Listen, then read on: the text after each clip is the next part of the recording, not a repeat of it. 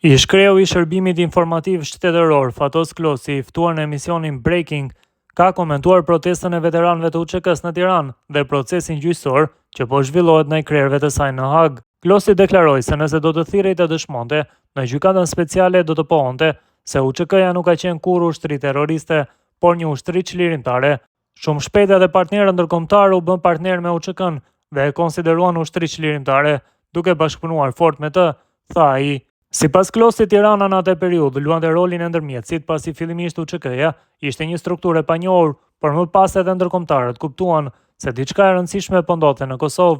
Ndërkombëtarët i kanë njohur si partner dhe kjo vazhdoi deri në fund. Më vjen keq që një gjykatë që është vetë kosovare bën akuzat të tilla, theksoi ai.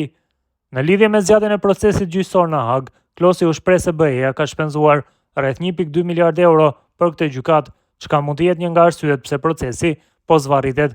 Nuk parashikoi si do të përfundoj ky proces. Gjykatësit duket sikur po e zgjasin qëllimisht. Kanë kaluar 2 vite. Nëse prokuroria i kishte të qarta akuzat, nuk kishte pse të zgjatej kaq shumë, shpjegon ai. Klosi komentoi edhe raportet e ftohta mes kryeministrit të Kosovës Albin Kurti dhe atij të Shqipërisë Edi Rama.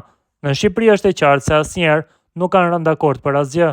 Më vjen keq që në Kosovë po përsëritet e njëjta situatë. Mos të harrojmë se po gjykohet ish presidenti dhe kryetari i parlamentit të vendit, figura shumë të rëndësishme. Kurti është në armiqësi të hapur me historinë e UÇK-s, u shpreh Klosi. Ai kujtoi se Albin Kurti ka qenë pjesëtar në fillimet e lëvizjes dhe zëdhënësi politik i UÇK-s, por pas konferencës së Rambujes u distancua nga struktura e saj. Nëse ai donte ta ndihmonte UÇK-n, duhej të dilte në mal.